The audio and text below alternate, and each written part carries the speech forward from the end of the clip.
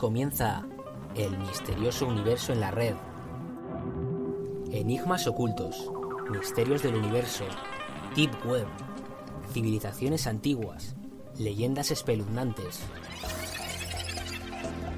Todo esto y mucho más en El misterioso universo en la red, presentado por Víctor Pérez. No olvides suscribirte desde la plataforma de iVoox para no perderte ningún programa. Bienvenidos. Éramos un grupo de 15 personas. Nos ordenaban formar un semicírculo en el campo. Entonces soltaban el gas mostaza y tenías que quedarte quieto en medio de todo ese vapor. Llevábamos puesta una mascarilla de oxígeno, así que no inhalábamos el gas mostaza. Esto duraba unos 15 minutos. Luego nos subíamos en un camión, nos llevaban a un edificio y nos metían en una habitación bastante fría en la que teníamos que llevar puesto nuestro mono militar de lana.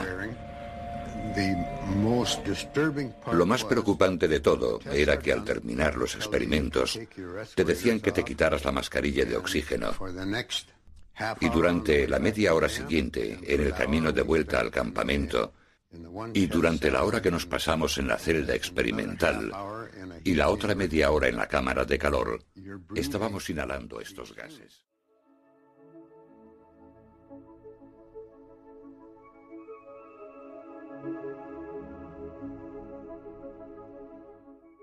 Buenos días, buenas tardes o buenas noches. Bienvenidos una semana más a Misterioso Universo en la Red.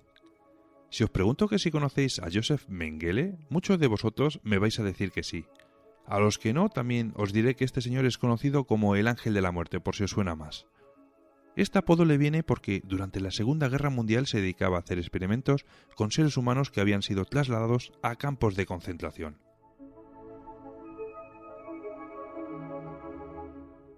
Algunas de sus barbaries eran inyectar colorante en el globo ocular de centenares de niños para intentar cambiar el color de sus ojos.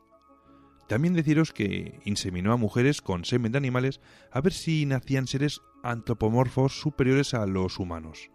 Y podría estar toda la tarde o toda la noche hablando de estas barbaries inhumanas que este doctor alemán hizo. Pero sin embargo, como ya las habréis oído y sabréis muchísimas, el programa de hoy lo voy a dedicar a esos otros doctores que no se les ha dado tanto bombo, cosa que no entenderé nunca porque, como vais a ver a continuación, no hay mucha diferencia con respecto a Mengele. Vamos a comenzar ya con el programa de hoy.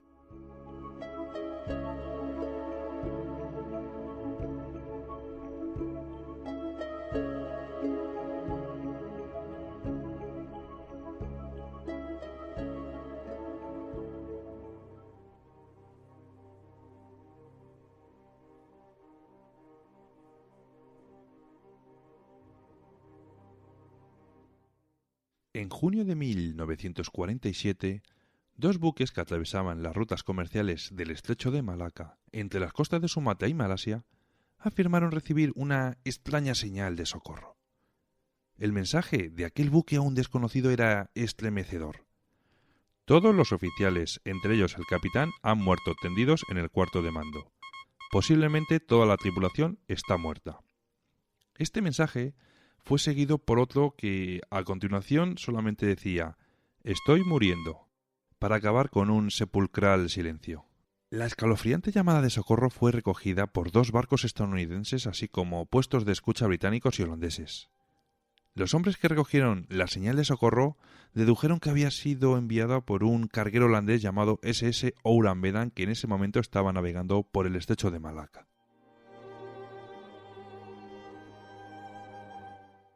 El barco mercante americano llamado Silver Star era el más cercano a la ubicación del SS Oran Medan, y cuando recibieron la señal de socorro, el capitán del Silver Star no tardó en cambiar el rumbo.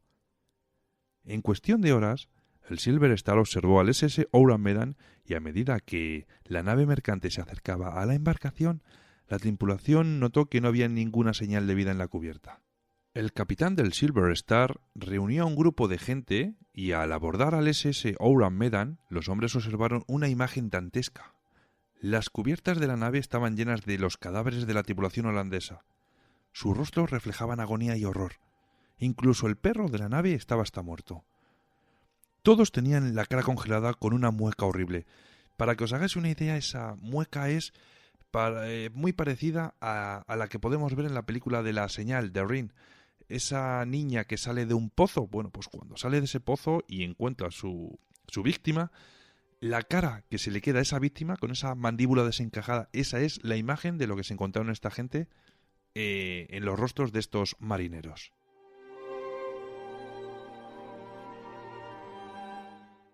El equipo de abordaje encontró los restos del capitán en el puente, además de los cadáveres de sus oficiales.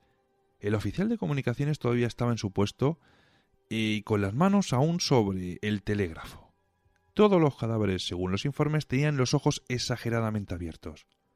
Encontraron cadáveres en la sala de calderas, pero lo misterioso aquí fue que los miembros de la tripulación estadounidense afirmaron haber tenido un frío extremo en el punto más bajo de la bodega, a pesar de que la temperatura en el exterior o en la cubierta era de 43 grados centígrados.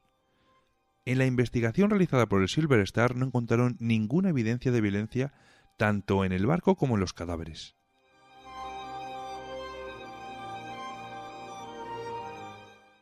El Silver Star decidió que se amarrara el SS Oran Medan para remolcarlo al puerto. Y aquí nos encontramos con uno de los grandes misterios que envuelve este extraño suceso, ya que según el informe oficial, al atar el cable de remolque al barco holandés observaron que salía humo desde las cubiertas inferiores, concretamente de la número 4. El grupo de abordaje apenas tuvo tiempo para cortar el cable de remolque y regresar al Silver Star antes de que, misteriosamente, el SS Oran Medan explotara con una fuerza tremenda de tal forma que se hundió en cuestión de pocos minutos. Esta extraña explosión dio paso a todo tipo de teorías, además de convertirse en uno de los hechos marítimos más misteriosos de la era moderna, que básicamente nos deja una pregunta: ¿qué pasó realmente en el SS Oran Medan? En mayo de 1952 se imprimió por primera vez las actas del Consejo de la Marina Mercante. Fue publicado por los guardacostas de Estados Unidos y en ella se describía el estado en el que se encontraban los tripulantes holandeses del SS Oran Medan. Os cito tal cual. Sus rostros congelados estaban mirando hacia el sol. Miraban fijamente, como si tuvieran miedo. Tenían las bocas abiertas y con la mirada fija.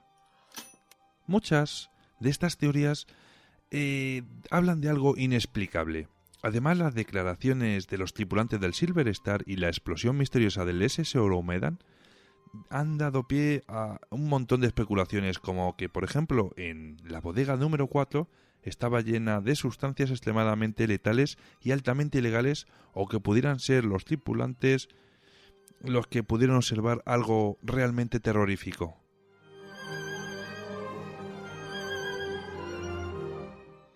Una de estas explicaciones, la más tentadora, es que el SS Oran Medan transportaba algún tipo de cargamento mixto como cianuro de potasio y nitroglicerina, o algún tipo de gas nervioso o arma biológica que con los mares agitados que hay en esa zona podrían haber mezclado las sustancias y provocado la muerte de esa tripulación debido a algún tipo de escape. Pero esta teoría no se sostiene, ya que los tripulantes del Silver Star no comentaron nada relacionado con algún tipo de olor o reacción extrema que pudiera haber causado la muerte de esa manera a los tripulantes del SS Oran Medan. Una de las principales pruebas de que en el barco ocurrió algo fuera de lo normal fue la evidente falta de una causa natural de la muerte de los tripulantes, así como las expresiones petrificadas en sus rostros. Y si a esto encima le añadimos el frío normal en la bodega de carga, serían las pruebas más factibles para determinar, de forma especulativa eso sí, que podrían haber atravesado algún tipo de portal dimensional. Tened en cuenta que, según cuentan algunos divulgadores, este tipo de experimentos con los portales ya se vivieron en el experimento Filadelfia. Como podéis ver, son muchas las teorías posibles e incluso en algunos casos son un tanto disparatadas. La realidad es que con la misteriosa destrucción del barco desaparecieron todo tipo de pruebas. Pero la verdad es que algo extraño ocurrió y que aterrorizó a todos esos tripulantes en el SS Oran Medan. Fueron muchos los investigadores que dedicaron gran parte de su vida a intentar descubrir la verdad sobre este caso, y fijaros que mira por dónde el señor Robert Behnken descubrió que una unidad de científicos japonesa conocida como la Unidad 731 había mandado armas químicas a los Estados Unidos a cambio de quedar, eso sí, absuelto de sus crímenes. Nos dice que podría haber transportado gas mostaza y que por error, o quizás no, se liberó ese gas de su recipiente acabando con todos los tripulantes. Os quiero recordar que hay ciertos gases que hacen sufrir alucinaciones a la gente, pero a toda una tripulación, seamos realistas.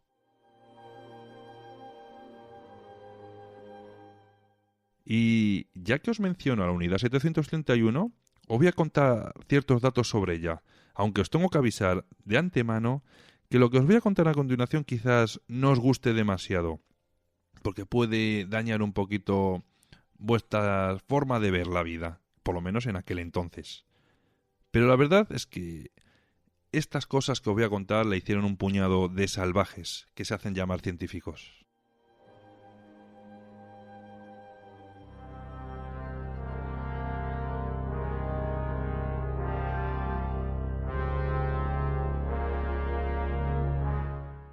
La ciencia nos ha dado mucho, muchísimo, y nos ha facilitado y mejorado bastante la vida. Pero todo tiene un coste y que, por desgracia, eso forma parte del lado oscuro de la ciencia. Esa parte que, aunque sabemos que existe, preferimos obviarla pensando que ojos que no ven, corazón que no siente. La unidad 731 tuvo lugar en plena Segunda Guerra Mundial, donde gente como el Ángel de la Muerte ya hacía atrocidades y, como era de esperar, el aliado de Alemania en el bando del eje no se iba a quedar atrás. Japón tenía muchas cosas en común con la Alemania nazi. Creían en la existencia de razas superiores a otras y como tal consideraban que China era un descendiente de los japoneses, pero de sangre sucia. En definitiva, compartían el 100% de lo que pensaba y hacía su aliado y amigo Adolf Hitler y su Reich de los 1000 años. Japón, al igual que Alemania en Europa, invadió países del lado asiático. En China acabaron con al menos las vidas de 1 millón de personas, y estas personas, creedme, que podían considerarse que tuvieron suerte de morir en manos de una bala. Pues el destino de los prisioneros de guerra que iban haciendo a su paso tenían un final mucho peor que la simple bala. Uno de los mayores temores de Japón era que otros países pudieran invadirle, y por eso decidieron juntar a un grupo de científicos para aprender cómo aniquilar a un mayor número de personas con el menor riesgo para su país. Empezó como un proyecto ambicioso que se les fue bastante de las manos y que jamás pudieron hacerlo público los resultados, al menos de forma oficial.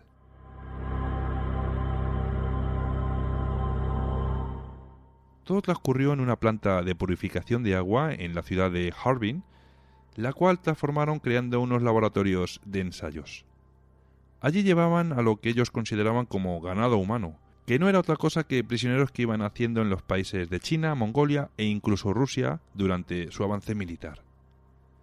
Estos esperaban en campos de concentración para ser transportados hasta el matadero literalmente.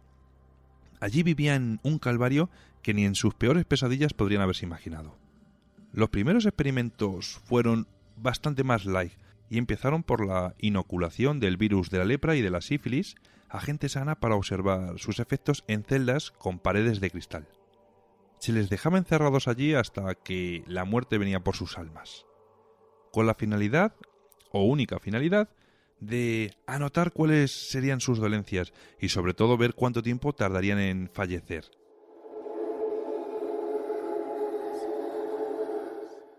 Poco tiempo después empezaron las vivisecciones. Fijaros que llevaban a gente viva y despierta hasta un quirófano. Y una vez allí, les abrían en canal, por decirlo de alguna manera, para poder removerle los órganos e incluso extraérselos también mientras estaban conscientes y sin anestesia. Se los extraían y se los volvían a poner, se los volvían a coser y demás. La causa de que no tuvieran anestesia, aparte de la parte económica, era para ver hasta dónde aguantaba el ser humano el dolor antes de desmayarse o incluso morir. ¿Y sabéis lo peor de esto? Que encima no todos morían.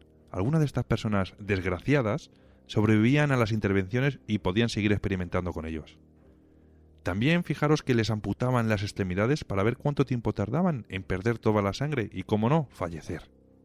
Estos salvajes no respetaban sexo ni edades. Fijaros en lo que os voy a decir, que se tiene constancia de que esto lo hacían también con niños y con bebés. Como os he dicho, esto no es un plato de buen gusto, pero esto no acaba aquí.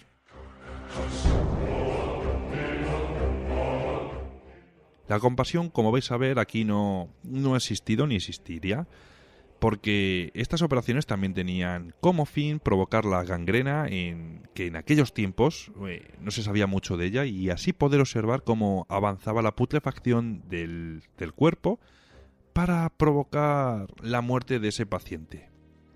Ken Yuasa es uno de los pocos científicos de aquella masacre que aún sigue con vida y, cuidado, en libertad. Nunca pagó por sus cargos, ni por esos crímenes, ni nada. Reconoció en una entrevista que estas intervenciones quirúrgicas se hicieron a por lo menos más de 1000 personas. No sabría decirnos cuántas personas fueron. El departamento de cirugías solo era uno de los tantos que allí se encontraban y experimentaban.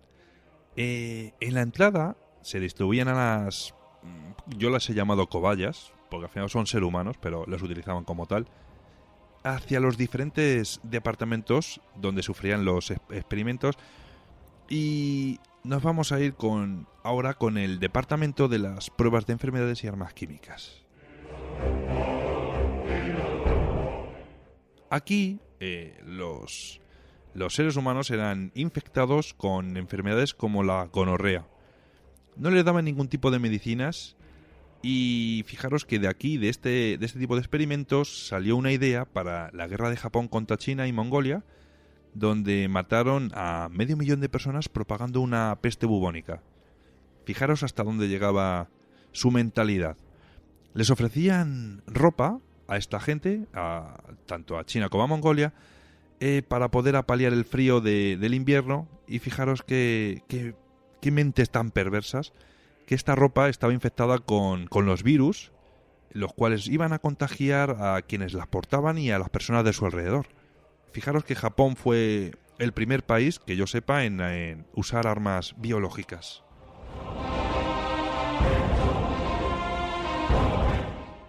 En este departamento también inyectaban todo tipo de sustancias a las personas para ver sus reacciones. A mujeres embarazadas les inyectaban orina de caballo en sus riñones, provocándoles un aborto.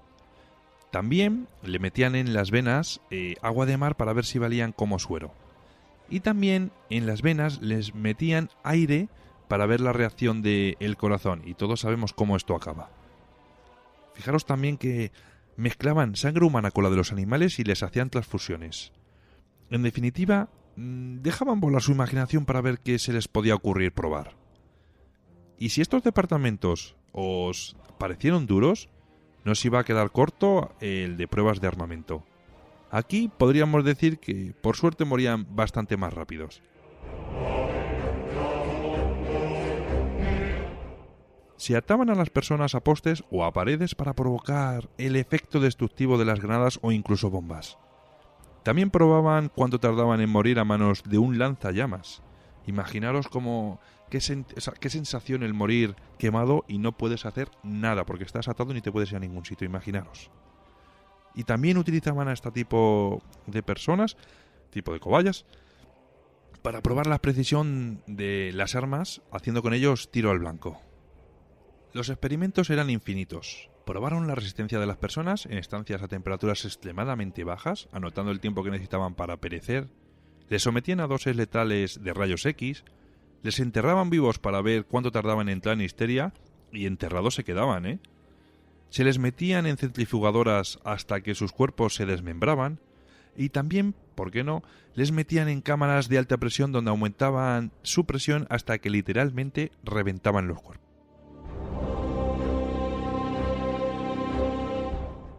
Podríamos estar horas hablando de lo que estos salvajes, vamos a decirles, hicieron. Pero creo que ya es bastante por hoy, ya que no es fácil de digerir esta información con la mentalidad que tenemos en el siglo XXI, que creemos que esto ha acabado, pero no es así en nuestro siglo. ¿Y sabéis lo que más me indigna de todo esto? Pues que el líder de la unidad 731, el doctor Shiro Ishii, quedó impune ante tales atrocidades. Tened en cuenta que es un científico que asesinó con sus propias manos o incluso dio la orden de asesinar a un total de más de 10.000 personas, ¿eh? Cuando Japón fue derrotada por Estados Unidos, Shiroishi dio la orden de demoler las instalaciones y asesinar a todos los sujetos que en fase de pruebas allí se encontraban para eliminar todo tipo de pruebas.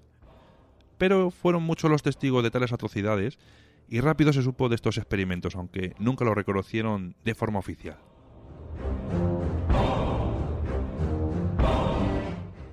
Shiro fue encarcelado de forma temporal, pues el general Douglas MacArthur se reunió con Shiro para ofrecerle un trato que jamás debería de rechazar. Sería indultado a cambio de que compartiera con el ejército de Estados Unidos todos los datos obtenidos de esos experimentos. Y aquí es donde aparece el SSO Uran Medan transportando parte de esos experimentos. También es una de las teorías.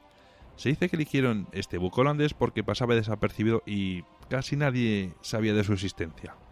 Los resultados de los experimentos realizados por la Unidad 731 despertaron el interés de muchas personas relacionadas con el ámbito médico-militar.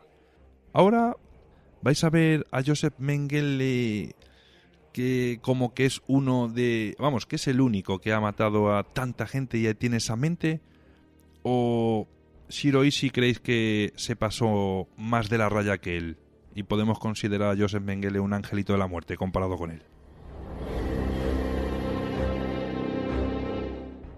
Una de las personas también que se vio enormemente atraído por los datos de estos experimentos fue Allen Dulles, que en aquellos tiempos era un miembro de la CIA y que posteriormente llegó a ser el director de la CIA. Al poquito de ser nombrado director de la CIA, creó un programa que no pasaría inadvertido con el paso de los años. Y estamos hablando del proyecto MKUltra.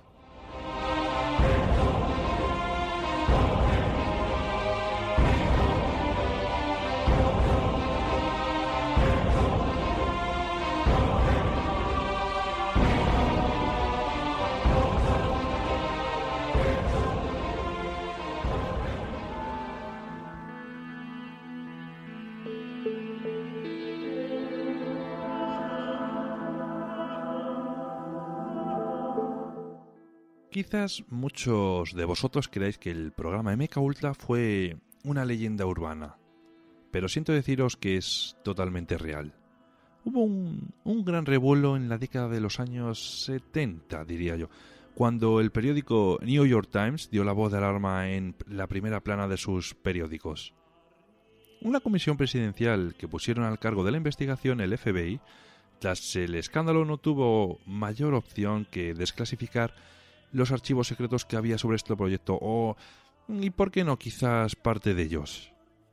Parece mentira que uno de los grandes salvadores de la Segunda Guerra Mundial y que se colgó la medalla para evitar más muertes en los campos de concentración permitiera que usara a personas de nuevo como cobayas para sus fines.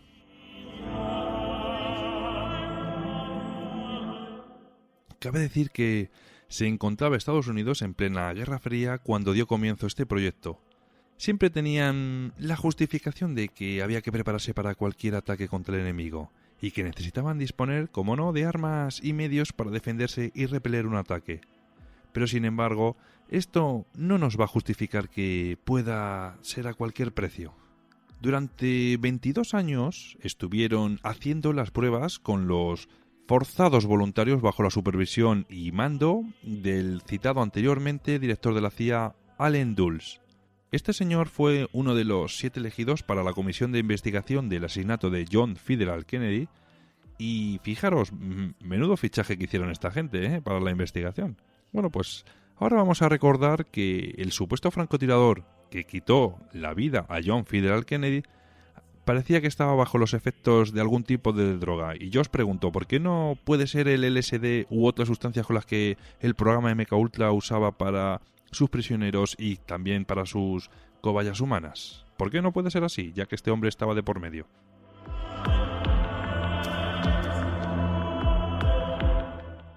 El programa empezó en el año 1953, pero como un método para conseguir confesiones por parte de los prisioneros que se encontraban en posesión de información un tanto golosa para los Estados Unidos. Esta información se obtenía mediante torturas, como hemos podido ver en muchos tipos de películas, y el programa en sus inicios fue un rotundo éxito. Bueno, en sus inicios y durante todo él, la verdad, las cosas como son.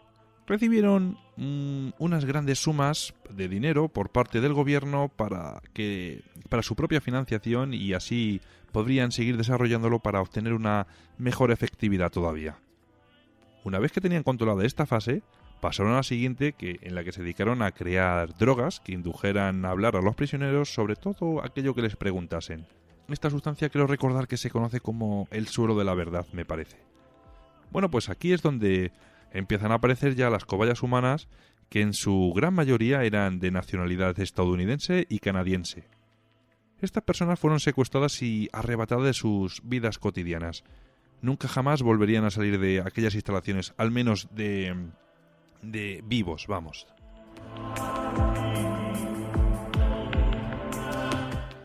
Se aseguraban de raptar a personas que no tenían familiares ni apenas amigos. Total, nadie les iba a echar de menos. Siento deciros que también esta fase fue otro rotundo éxito y consiguieron todos los objetivos marcados, incluso alguno más. Así que, como no, pues fueron a por otras metas aún mayores. Comenzaron a buscar y crear drogas que alterasen la mente de tal forma que pudieran destruir la reputación de sus objetivos. Fijaros que de esta forma podían tener bien atados a las personas con grandes fortunas, políticos molestos y, ¿por qué no, a todas aquellas personas con poder que algunas veces se levantaban con ganas de cambiar el mundo? Pero claro, cambiar el mundo a favor de la balanza de el de a pie, como quien dice. Esta nueva droga provocaba ataques de ira sin motivos, y los sujetos aquí no eran conscientes de lo que decían y soltaban lo primero que se les pasaba por la cabeza. Esta droga la introducían durante un tiempo seguido en las comidas o bebidas del blanco a quienes iban dirigidas, y destinaban a un agente de la propia CIA para que se encargase de administrar la droga al objetivo. Una vez conseguido todos estos objetivos, le dio por crear otra sustancia que dotase al cerebro de una mayor concentración de visión, solución y también de reacción a problemas que surgían en una misión, para conseguir anular también cualquier tipo de altercado que hubiera y tal, solucionarlo rápido. Y que también consiguieron con este tipo de drogas anular totalmente el dolor, haciéndole un agente totalmente letal. Quizás alguno de vosotros hayáis visto la película de Sin Límites, donde pasa exactamente lo que os acabo de contar. Se toman una pastillita en la cual se ponen debajo de la lengua y en pocos tiempos se convierten en algo parecido a un superdotado, pero donde absorben todo tipo de información que les rodean y ven donde, por ejemplo, pueden meter dinero en la bolsa y demás, porque saben que están preveyendo esa caída o esa subida y demás. O sea, es como que de repente se les abre el mundo. Pues eso pasa en la película. Echarle un vistazo y me comentáis a ver qué os ha parecido, si la habéis visto o si la vais a ver.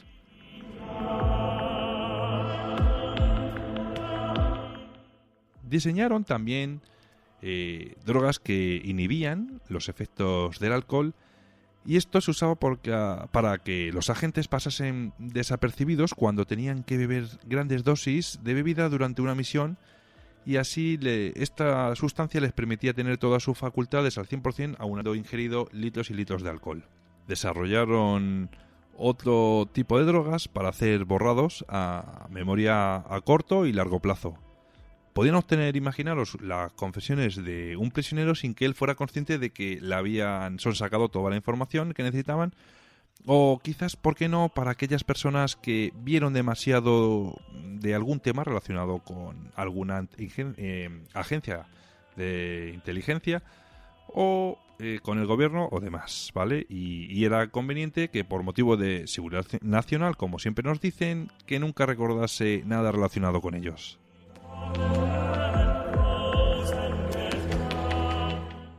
Estos avances están bien para el mundo del espionaje, pero os quiero volver a recordar que para obtener tales resultados, muchas personas sacadas de la sociedad a la fuerza, sufrieron los efectos de estas drogas, y quienes no resistieron estos experimentos igualmente también acabaron muriendo.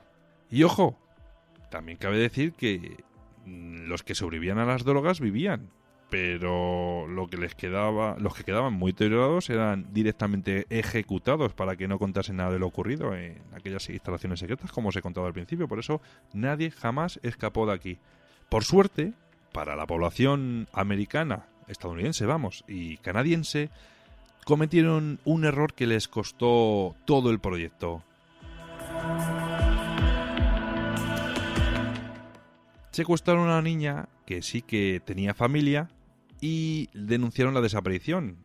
Entonces, poquito a poco, una serie de detectives y demás fueron tirando del hilo, y en diciembre de 1974 el New York Times y unos días después el Washington Post publicaron que la CIA había usado a personas para sus experimentos y que tenían pruebas más que de sobra, para afirmar tal acusación. Entonces aquí el FBI no tuvo otra opción que tener que intervenir, se vio obligado, Y la CIA se dedicó en poquísimo tiempo a destruir todo tipo de documentación que pudiese relacionar la CIA con el proyecto MKUltra. No sé si por suerte o por dar un poquito al pueblo lo que pedía, el FBI confiscó mucha de esa información, en teoría antes de que se destruyera. Publicó ese tipo de documentación más tarde, Y dijo que sí, que es verdad que eso había ocurrido, Algunos de esos científicos al cargo de la investigación sufrieron extraños suicidios antes de ser arrestados, como por ejemplo le pasó al Dr. Olson. Imaginaros que a lo mejor le dieron sus propias drogas, que ellos inventaron, para que, como hemos dicho antes, sabían demasiado y se tenían que quitar del medio. Nunca vamos a saber la cantidad exacta de personas que fallecieron durante esos 22 años, pero según se dicen, se pueden contar por miles. Mucha de la documentación desclasificada la podéis ver por internet fácilmente. También deciros que no he contado todo lo que los científicos de MKUltra hicieron. Obvié muchos detalles porque ya me parece bastante difícil de asimilar cómo hace poco más de 40 años seguíamos viviendo lo que se vivió en los campos de concentración de la Segunda Guerra Mundial. Como veis, todos los países tienen mucho que callar sobre los experimentos llevados a cabo y siempre nos venden que fue la Alemania nazi quienes jugaron a ser Dios.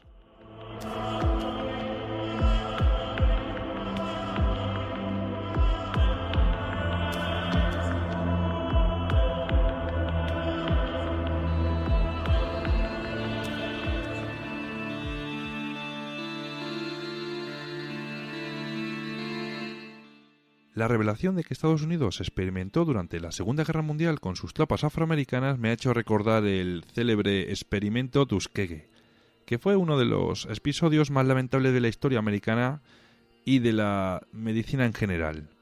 Este experimento, fue desarrollado entre 1932 y 1972 en la localidad sureña de Tuskegee, por ello recibe el nombre como tal, y se utilizó unos conejillos de India como asistentes a parceros afroamericanos para comprobar el desarrollo de la enfermedad del sífilis desde su fase de inicio hasta el final, hasta la muerte, Al final de la investigación fueron 28 participantes los que habían fallecido a causa de esta enfermedad y otros 100 que murieron de complicaciones relacionadas con ellas.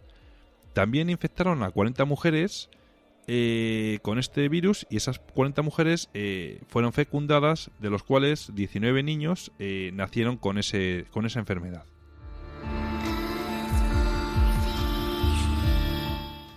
Para entender todo lo ocurrido hay que remontarse a finales de los años 20, justo antes del crack económico, que es donde se puso en marcha este experimento.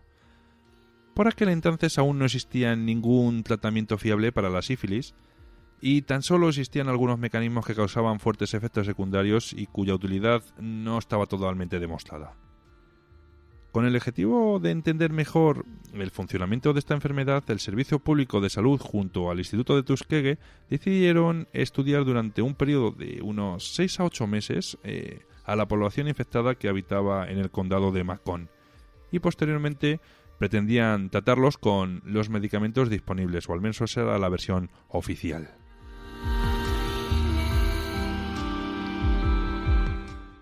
Con lo que no contaban por aquel entonces es con que iban a terminar engañando, enfermando y despreciando a decenas de estadounidenses más favorecidos.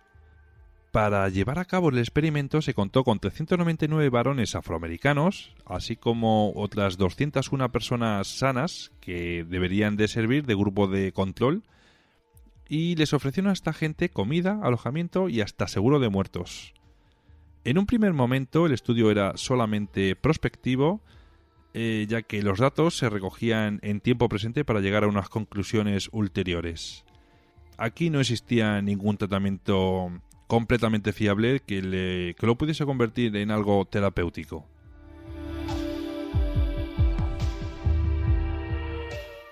Se sabe que el doctor Taliaferro Clark fue su impulsor y descontento con la metodología de sus compañeros decidió marcharse al cabo de un año, dejando el experimento en manos de otros médicos menos considerados, como en este caso el doctor Oliver Wenger, que supervisó el proceso durante años. Un correo enviado a su compañero, el doctor Raymond von der Leer, Wenger le felicitaba por su capacidad para engañar a los que él llamaba de forma despectiva negratas. Durante la investigación, los pacientes recibieron una carta avisándoles de que se trataba de la última oportunidad para tener un tratamiento especial y gratis. Dicho tratamiento no era otra cosa que una punción lumbar para localizar la enfermedad. No había nada terapéutico aquí ni ninguna intención de cura. El momento crítico se produce, no obstante, en el año 1947 cuando la penicilina comienza a difundirse como tratamiento para la sífilis.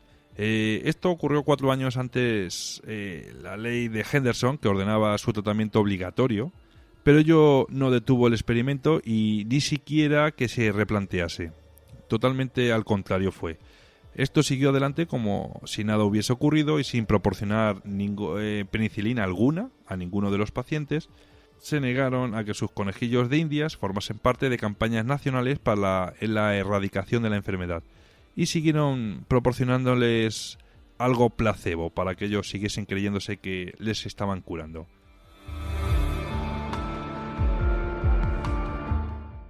Ni siquiera, fijaros, que durante la Segunda Guerra Mundial, cuando a 250 de esas personas que participaban en el estudio fueron llamados a filas, pudieron ser tratados porque los investigadores de este experimento adujeron que ya estaban recibiendo medicación, que ya les estaban aportando esa penicilina y jamás recibieron esa penicilina a esos pobres soldados. Entre principios de los años 30 y finales de los años 40, la situación internacional había cambiado bastante, en especial por el descubrimiento de la experimentación nazi durante el Holocausto. Pero ello no impidió que durante esos años el doctor John Heller, director de la División de Enfermedades Venéreas del Servicio Público de Salud, decidiese seguir adelante con el experimento. Años después, ya justificaría a los colaboradores afirmando que los médicos y el personal civil se limitaron a cumplir con su trabajo. Algunos, sean moralistas, siguieron órdenes, ¿vale? Pero otros trabajaron en gloria de la ciencia. Y uno de ellos era la enfermera Eunice Rivers, que fue uno de los personajes más controvertidos del reparto de esta tragedia.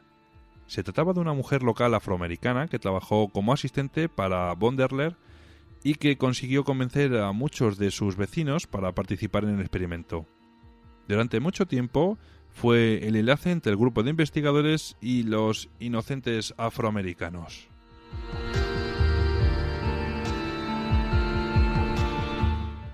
A pesar de que en el año 1964 la Organización Mundial de Salud obligó a que todos los experimentos con humanos tuviesen el consentimiento expreso de sus participantes, el criterio del experimento Tuskegee ni siquiera se molestó en revisarlos.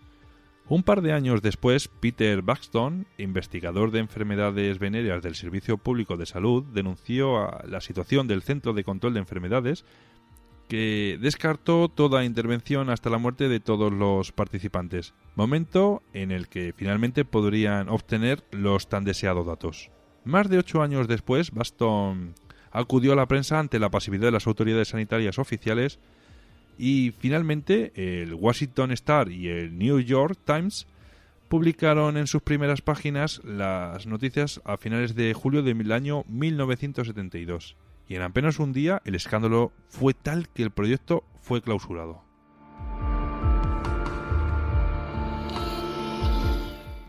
En aquel momento tan solo 74 participantes quedaban vivos. Tanto ellos como las familias del resto de las víctimas se repartieron $9 millones de compensación. En el año 1997, el presidente de los Estados Unidos, Bill Clinton, se disculpó de forma oficial en la Casa Blanca ante 5 de los supervivientes y dijo tal cual: no se puede deshacer lo que está hecho, pero podemos acabar con el silencio. Podemos dejar de mirar a otro lado, miraros a los ojos y finalmente decir de parte del pueblo americano que lo que hizo el gobierno fue vergonzoso y que lo siento. A pesar de estas disculpas, la sombra del experimento Tuskegee sigue siendo bastante larga. Nunca se llegó a esclarecer ni tampoco terminaron de pagar muchas personas por lo que tenían que haber pagado.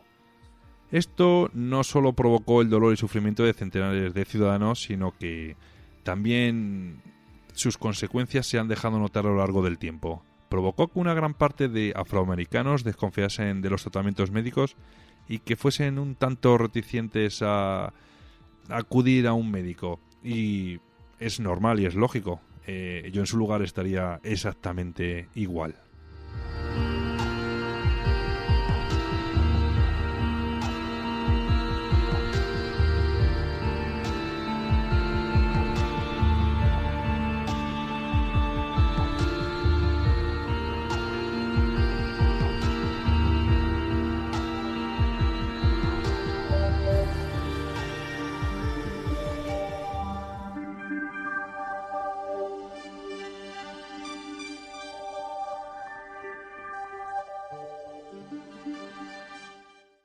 Quienes me hayáis seguido desde hace un tiempo, habréis escuchado el programa 10, donde os hablo de la primera nación espacial a la cual han llamado Asgardia.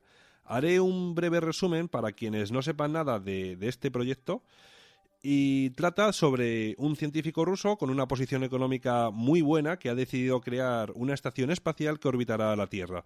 Se ofreció a acoger a todas aquellas personas que quieran formar parte de esta nación con el pretexto de que la Tierra cada vez está más poblada. Él cree que el ser humano necesita expandirse por otros planetas colonizándolos y asegura que esta es la única manera posible.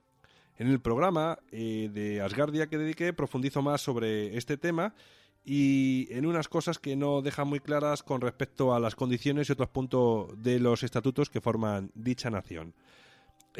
Os insto a que escuchéis el programa y así os enteréis un poquito con mayor detalle. Así que hoy tenemos a una persona que se puso en contacto conmigo mediante el chat de iVoox y es una persona que aseguraba haberse inscrito en el proyecto de Asgardia y ella se prestó gustosamente a compartir con todos nosotros su experiencia desde dentro de esta nación. Hola, muy buenas Mónica y bienvenida a Misterioso Universo en la Red. Hola, muy buenas. Buenos días, Víctor, gracias por invitarme y bueno, espero que esto sea un buen apoyo para los que quieran decidirse a tomar ese riesgo. Esperemos que sí, veremos a ver qué sacamos en claro hoy. Muy amable.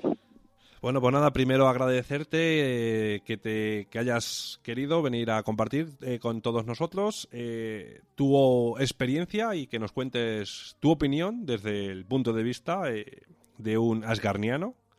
Y hay una de las dudas que me surgen cuando te conocí y tal, de cómo has conocido tú este proyecto. Sí, mira, esto es básicamente curiosidad. Lo del proyecto Asgardia llegó a mis ojos a través de eso, de curiosidad, porque me gustan las cosas peculiares, raras, que veo a veces navegando por la red. Y en la web un día, pues, de un momento a otro, pues, escuché lo del descubrimiento del planeta Nibiru y yo dije, hola, qué chulo sería, pues, irse a vivir por ahí, ¿no? A vivir a Nibiru o algún planeta o vivir en la estación espacial. Siempre he andado pensando cosas así. Y de eso, buscando ese tipo de temática, una página a otra me llevó hasta Asgardia y a mirar que en realidad sí que podría ser en un futuro algo más real y ahí es donde descubrí que sí que es posible lo de apuntarse a ese programa. Ah, mira, sí, hombre, son muchos, ¿vale? Los que anhelan poder vivir el día de mañana en el espacio de alguna manera u otra, porque bueno, hemos visto muchas series de ciencia ficción que últimamente que es de lo que tratan. Su trama principal es esa, es como escapar del planeta. ¿Por qué decidiste apuntarte a este programa, Mónica? Pues básicamente porque me gustaría dejar mi huella como ser humano en el espacio, en el mundo, que quizás sea una de las personas principales en él. Entonces pensaba ser de los principales o los primeros humanos fuera de la Tierra que habitaran el espacio. Así de sencillo, me gustaría haber dejado ese legado. Ah, mira, es una idea muy buena, una ilusión muy bonita. También me podrías decir si te han mandado algún tipo de información, email o algo donde te exijan algún tipo de pago para los residentes o que os impongan algún tipo de cuota o algo. Sí, mira, hace unos meses, aproximadamente por noviembre, un par de meses así, el año pasado, recibí un email donde indicaba que debería haber pagado 100 euros. Esta cuota es anual y hace que tú tengas ciertos privilegios. Inscribirte en la página únicamente pues quiere decir que eres un seguidor y que básicamente es como si te metieras a Facebook y jugaras a ver de qué va esto. Pero ya cuando eres ciudadano y pagas esa cuota, pues ya tienes derecho a jurar la Constitución de Asgardia.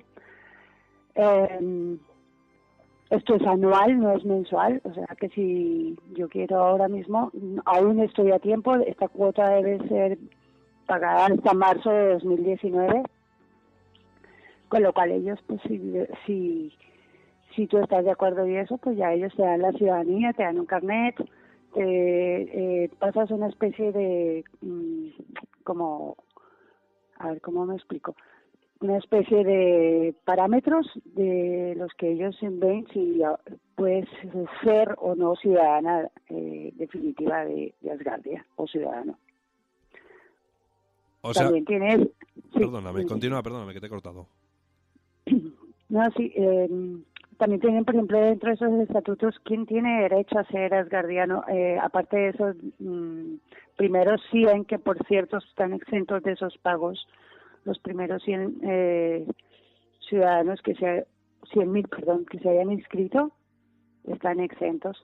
Y el resto, pues sí tiene que pagar, incluidos personas del Consejo y ciudadanos políticos y otro tipo de cosas. Que por cierto, no hay política, pero bueno, eso ya te lo cuento luego.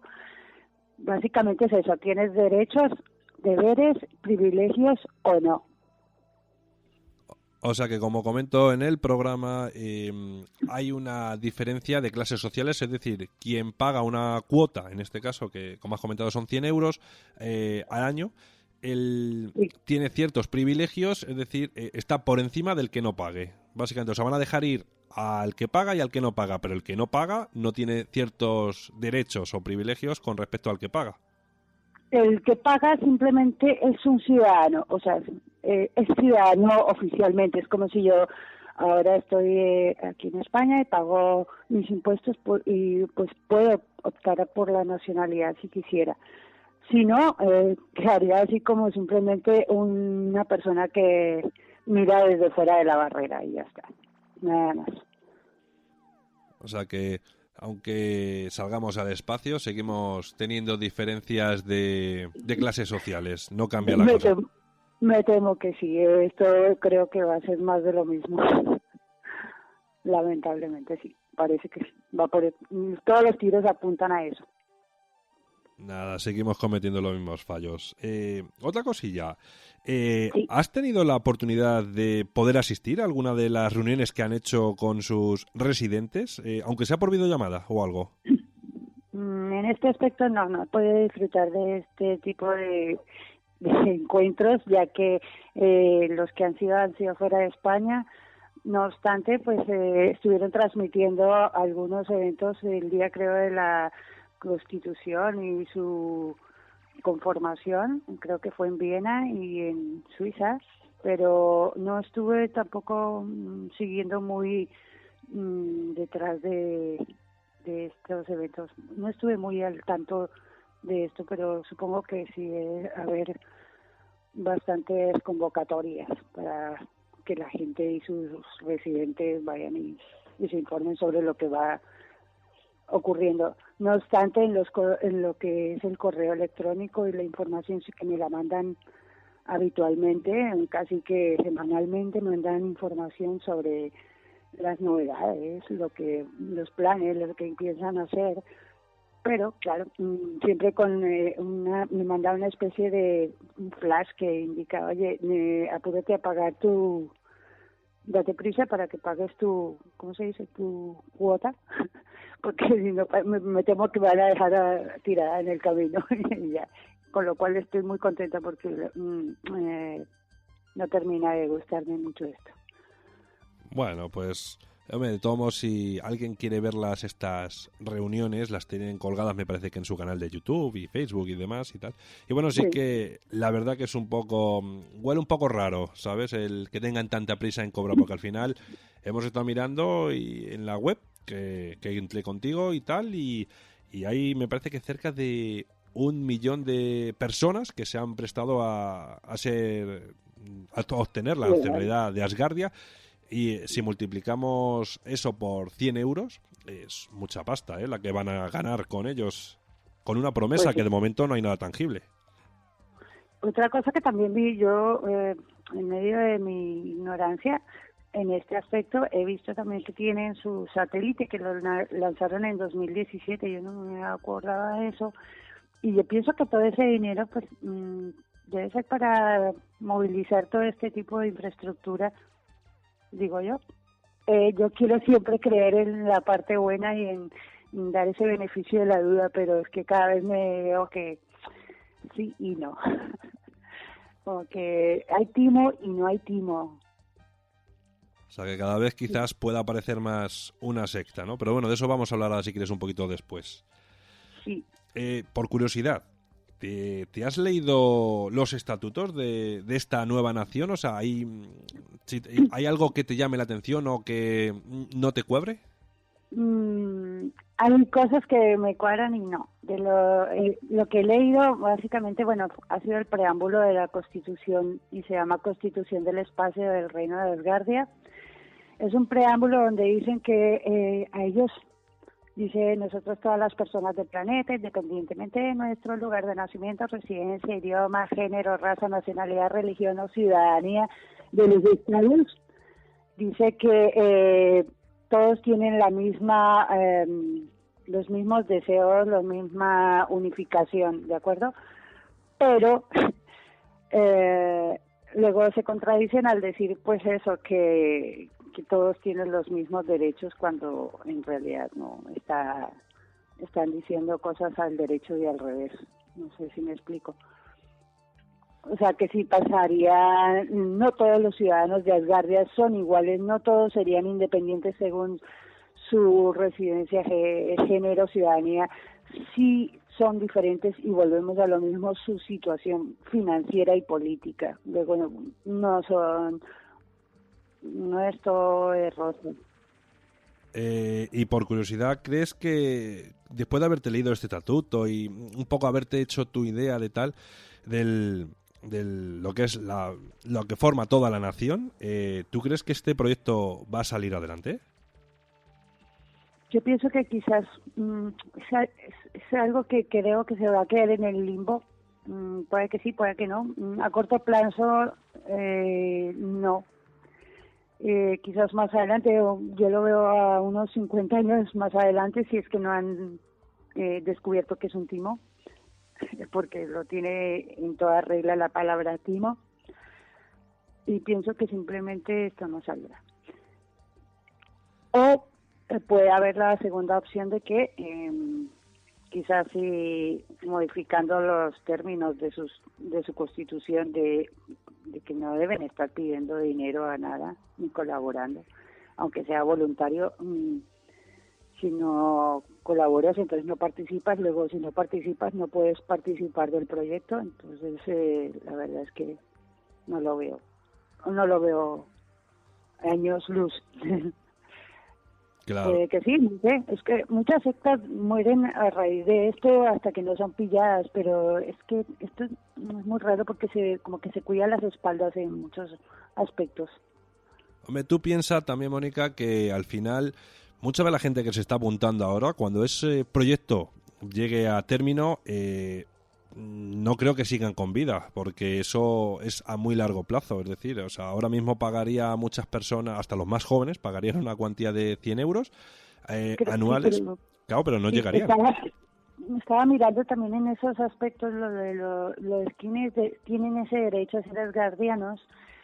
Si ya más adelante, teóricamente, una familia asgardiana ha tenido hijos y no nacen asgardianos, hay que hacerlos asgardianos, con lo cual esto implica otra vez vuelta a lo mismo. No heredas la ciudadanía como lo harían los ciudadanos de la tierra. Es un poco, vuelvo y digo, huele a timo. Pero bueno, me gustó, la idea es muy bonita, es muy de peli, no sé, hay una película de ciencia ficción que a mí me gustó muchísimo que se llama Valerian y empieza más o menos de la misma forma en que se supone que está empezando esto de Asgardia, pero sí, vamos a dejarlo en que es ciencia ficción y lamento que esto no salga a favor de la humanidad, sino de unos pocos en su bolsillo. Es todo. Eso es lo que veo. Y Mónica, ¿a ti esto no te suena quizás más a algo más parecido a una secta que a un programa para salvar la humanidad? He de decirte que al comienzo lo de vivir en el espacio me pareció un sueño de película, pero al igual no me deja la idea muy clara. Lo que quiero es creer que en un futuro no muy lejano, 2 generaciones o 3 más adelante, puede que estén ya adoctrinados los posibles residentes o habitantes para ese entonces. Es muy probable que sí que sea una posible secta.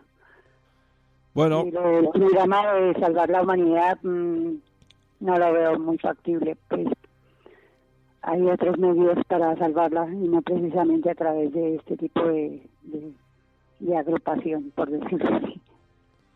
o sea que lo ves más un negocio que una salvación. Más bien, es muy factible, sí. Bueno, así también lo veo yo y lo vemos muchos. Bueno, pues Mónica, ¿hay algo que se te haya quedado, que no nos hayas contado porque no te lo haya preguntado, que te hayas quedado con ganas de decirnos o algo? Sí, mira, aún así hay una cosa que he visto, que ellos dan un reconocimiento a personas que han ayudado a desarrollar la tal Constitución. Y entre esos me ha llamado la atención de que hay muchas personas de habla hispana, o sea, aparte de otros países en la Tierra, salen muchos nombres hispanos, sobre todo de España, y me quedo yo así como bastante perpleja, pues no sé si sea porque son fanáticos o qué, pero no le veo mucho sentido común a esto, ¿no? Ya básicamente es eso, gente que se preste a ese tipo de cosas con un currículum bastante robusto, por decirlo así. Me deja bastante perpleja, porque no sé si de verdad que sea fanatismo o simplemente que es un proyecto que realmente para ellos vale como proyecto.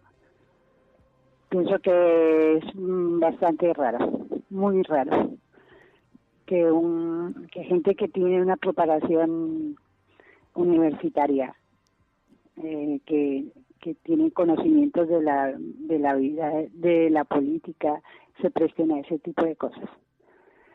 Me deja bastante inquieta, esa es la palabra. Pienso que además, bueno, hay algo también muy interesante que sí que me gustaría que algunos lo leyeran. En algún momento pues te dejaré unas notas, pero basados en esa declaración de unidad de Asgardia, dicen que se ha fundado básicamente como dar un paso a la historia de la humanidad en el reino del espacio, y en realidad pues ¿quién dice que sea un reino? ¿Quién dice que sea algo que busca como la paz del universo, ¿no? Basados en la igualdad y la dignidad del ser humano, siendo que están clasificando a los humanos por lo que son, o mejor, por lo que tienen? Esto deja bastante que pensar. Hombre, también ten en cuenta que es cierto que no están haciendo ningún tipo de medida de que necesiten a X médicos o médicas, de ambos sexos siempre, claro, gente preparada para mecánica, gente preparada a la hora de crear una sociedad ahí arriba y demás. Entiendo que él tendrá su gabinete privado para organizar todo ese tipo de cosas, pero que al final la mayoría de la gente que van, me imagino que tienen que ser peones, al final son mano de obra, pero que no hay algunos que irán gente cualificada, pero hay gente que tampoco es cualificada para los trabajos que se van a requerir allí arriba, porque al final aquello es crear una nueva civilización, por decirlo de alguna manera, la cual va a ir explorando lo que es el espacio para ir colonizando otros países, o sea, otros planetas y demás, y que lo malo quizás que yo veo también es que se está empezando a meter la política de por medio también allí, porque tienen ya sus ministros y el rey, obviamente, el rey o el líder supremo soberano es Igor Azurbeili, ya se ha encargado él de hacer eso, de conseguirlo y tal, vendiéndonos la moto o vendiéndonos la moto a quienes os habéis apuntado, sobre que todas aquellas empresas participantes serían las líderes o las que más mandarían, y casualmente todas están a su nombre o son subcontratas de él, de su empresa y demás, porque este señor también se dedica al tema del petróleo y tal, que como lo comento en el programa. Y bueno, a mí el miedo que me da es que eso se está empezando a meter también en el mundo de la política, y si ya tenemos problemas aquí, imagínate allá arriba, porque aquel que suba no baja.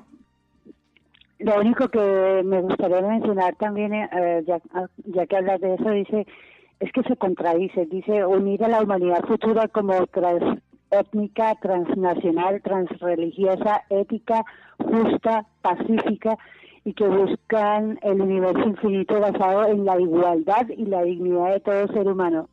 ¿Hasta qué punto? Esto dicen que van a resolver pues diferencias, conflictos, desigualdades e imperfecciones de la historia de la humanidad.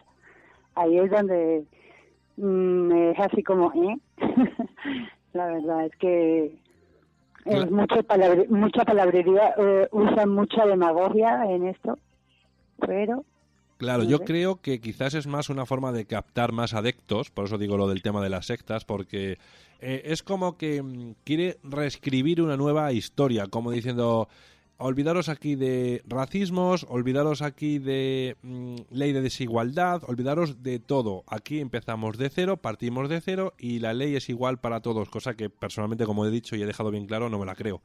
¿Sabes? Al final, igual que también dice que las clases sociales van a ser exactamente igual, da igual que tú hayas aportado más dinero que otros, no me lo creo y lo estamos viendo, nos lo has contado tú hoy. De momento, quien paga la cuantía esa anual tiene más privilegios que quien no la paga, o sea que al final todo lo que dice no se sostiene. Más de lo mismo, exacto. Dice que basados en esa constitución, pues quien adopte esa ciudadanía finalmente deberá prestarse de manera, si no obligatoria, a esa constitución. Y quien es el que legisla eso, pues ellos mismos, con lo cual, ¿quién te salva de un conflicto que se presente? No se sabe. o se sabe perfectamente de que es bajo sus normas y sus leyes. con lo cual estoy convencida de que finalmente esto es un timo a gran escala. Sí, así es, ¿sabes? Porque, bueno, al final allí la ley es la que ellos digan, y quien haya visto, como has comentado, algunas series como, por ejemplo, Los 100, The Lost in Space y tal, te fijas que cuando algo no cuadra o infringen algún tipo de norma que a modo de dictadura existe, es que te eliminan, como dicen ellos, te lanzan al vacío. Ahí nadie se ha enterado, has desaparecido y problema resuelto. Al final es una pena de muerte al fin y al cabo, pero bueno. Y no consumes el oxígeno que ellos necesitarán allí. Claro. Algo así. Exactamente. ¿Quién te dice a ti que de ese millón de personas cuando lleguen ahí arriba no digan, como dices tú, aquí hay recursos para sobrevivir 200.000? Ya, pero yo he pagado, aquí hay recursos para 200.000. Me sobráis 800. ¿Cómo lo hacemos? Fulanito, menganito y menganito van a sobrevivir porque los necesito, porque sean ingenieros, porque sean médicos, porque sean botánicos, lo que sea, ¿sabes? O sea, y al final de esos 200.000 quedan a lo mejor 30.000 plazas libres. Exacto. Yo pienso que esto finalmente o hay alguna medida terrenal que desactive o desmantele esto, o siguen adelante y lamentándolo, pueda que funcione, pueda que no, pero no le veo mucho futuro en ese aspecto, no, para nada. Muy bien. Es decepcionante pero funciona. O sea, funciona para captar, pero no se sabe. Vuelvo y digo, esto finalmente huele más a timo que no veas. Claro, una vez que han cogido ya tu dinero ya se acabó, ya no les importas tanto como si cuando no pagas. Pues nada, Mónica, muchísimas gracias por habernos contado tu experiencia y por habernos dicho ese tipo de datos que mucha gente obviamos, ya que no nos inscribimos en el programa inicial. Y nada, que ha sido un gusto haberte tenido aquí con nosotros, y que seguramente la audiencia te agradezca tu aportación. Muy amable, gracias por invitarme y bueno, espero que sirva para algo en el futuro. Vale, pues nada, muchísimas gracias. Un saludo, Mónica. Hasta luego, gracias. Buenas tardes.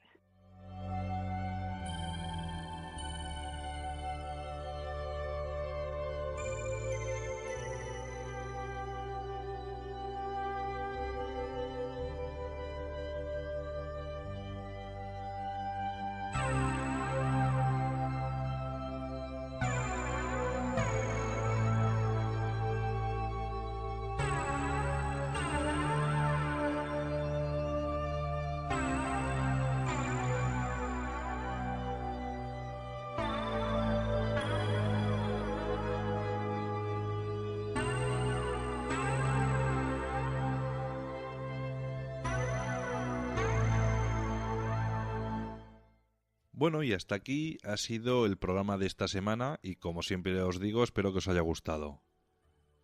Os recuerdo la forma de contacto por Twitter, @universored, por email en misteriosouniversored@gmail.com, y tanto en la descripción del programa como en el Twitter, en un mensaje fijado, os dejo el grupo que hay del programa en Telegram.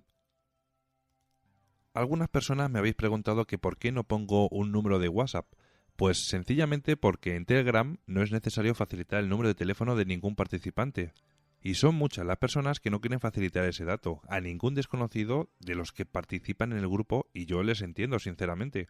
Nunca sabes con quién estás hablando realmente al otro lado de esa pantalla.